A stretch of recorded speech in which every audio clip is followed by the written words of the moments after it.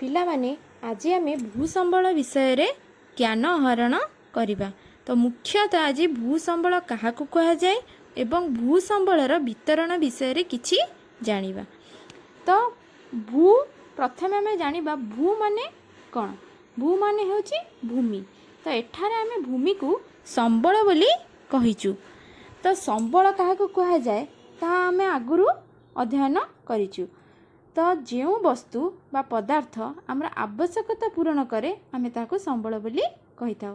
ତ ଭୂମି ଆମର କିଛି ଆବଶ୍ୟକତା ପୂରଣ କରୁଛି, ସେଥିପାଇଁ ଆମେ ତାକୁ ସମ୍ବଳ ବୋଲି କହିଛୁ। ତ ଭୂମି ଆମର କ'ଣ ଆବଶ୍ୟକତା ପୂରଣ କରୁଛି? ଯେମିତିକି କୃଷି କାର୍ଯ୍ୟ କରୁଛି, ଗୃହ ନିର୍ମାଣ କରାଯାଉଛି, ସଡ଼କ ନିର୍ମାଣ କରାଯାଉଛି, ସେ ସବୁ କାର୍ଯ୍ୟ ଭୂମି ଉପରେ ହେଉଛି। ଏହିପରି ଅନେକ ଗୁଡ଼ିଏ କାର୍ଯ୍ୟ ସମ୍ପାଦନ ହେଉଛି ଭୂମି ସାହାଯ୍ୟରେ। ତ ଭୂମି ଆମର ବିଭିନ୍ନ ଆବଶ୍ୟକତା ପୂରଣ କଲା, ତେଣୁ ଆମେ ଏହାକୁ ସମ୍ବଳ ବୋଲି କହିଛୁ। ତ ଭୂମିକୁ ଆମେ ଏଠି ପ୍ରାକୃତିକ ସମ୍ବଳ ବୋଲି କହିଛୁ। ଆମେ ଜାଣିଛୁ ଯେଉଁ ସମ୍ବଳ ପ୍ରକୃତିରେ ସୃଷ୍ଟି ହୋଇଛି ଏବଂ କିଛି ସାମାନ୍ୟ ପରିବର୍ତ୍ତନ କରିକି ଆମେ ତାକୁ ବ୍ୟବହାର ଉପଯୋଗୀ କରିପାରୁଛୁ, ତାକୁ ଆମେ କହିଲୁ ପ୍ରାକୃତିକ ସମ୍ବଳ। ତ ଭୂମି ହେଉଛି ଏକ ପ୍ରାକୃତିକ ସମ୍ବଳ, କାରଣ ଏହା ପ୍ରକୃତିରୁ ସୃଷ୍ଟି। ତ ଏହାପରେ ଆମେ ପଢ଼ିବା ଭୂସମ୍ବଳର ବିତରଣ ବା ଭୂମି ସମ୍ବଳର ବିତରଣ ବିଷୟରେ। ତ ଭୂପୃଷ୍ଠକୁ ଦୁଇ ଭାଗରେ ବିଭକ୍ତ କରାଯାଇଛି ବା ଭୂପୃଷ୍ଠ ଦୁଇ ଭାଗକୁ ନେଇ ଗଠିତ। ପ୍ରଥମେ ହେଉଛି ସ୍ଥଳଭାଗ, ତାପରେ ଜଳଭାଗ। ଦୁଇ ଭାଗ, ସ୍ଥଳଭାଗ, ଜଳଭାଗ। ତ ସ୍ଥଳଭାଗ ହେଉଛି ଏକ ମୁଖ୍ୟ ପ୍ରାକୃତିକ ସମ୍ବଳ, ଆମ ବିଭିନ୍ନ ବ୍ୟବହାର ଆସେ। ଆମେ ପୃଥିବୀ ପୃଷ୍ଠରେ ମୋଟ କ୍ଷେତ୍ରଫଳର ଶତକଡ଼ା 29% ହେଉଛି ସ୍ଥଳଭାଗ, 71% ହେଉଛି ଜଳ।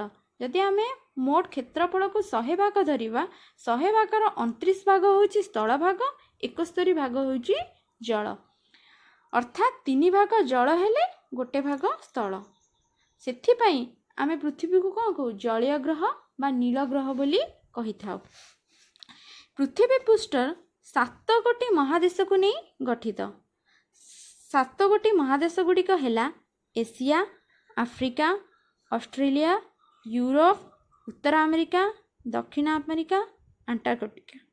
ତ ଏଇ 7ଟି ମହାଦେଶକୁ ନେଇ ଆମ ପୃଥିବୀ ପୃଷ୍ଠ ଗଠିତ। ତ ଏଇ 7 ଗୋଟି ମହାଦେଶ ମଧ୍ୟରୁ କ୍ଷେତ୍ରଫଳ ଦୃଷ୍ଟିରୁ ଏସିଆ ହେଉଛି ସବୁଠାରୁ ବୃହତ୍ତମ ମହାଦେଶ। ସବୁଠାରୁ କ୍ଷୁଦ୍ରତମ ମହାଦେଶ ହେଉଛି ଅଷ୍ଟ୍ରେଲିଆ।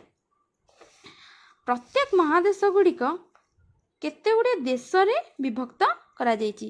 ଯେମିତି ଏସିଆ ଅନେକ ଗୁଡ଼ିଏ ଦେଶକୁ ନେଇ ବିଭକ୍ତ କରାଯାଇଛି, ସେଥିରେ ଭାରତ ହେଉଛି ଏସିଆର ଗୋଟିଏ ଅଂଶ।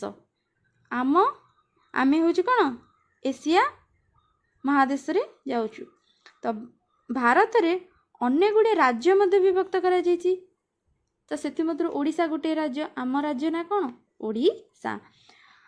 ତ ଏ 7 ଗୋଟି ମହାଦେଶକୁ ନେଇକି ଆମର ପୃଥିବୀ ପୃଷ୍ଠ ଗଠିତ ହୋଇଛି।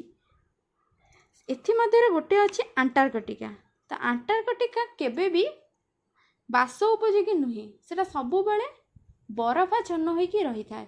ତେଣୁ ସେଠାରେ କେଉଁଠି ଯିବା ଆସିବା କରିପାରନ୍ତି ନାହିଁ, ତେଣୁ ଏଟା ବାସ ଉପଯୋଗୀ ନୁହେଁ।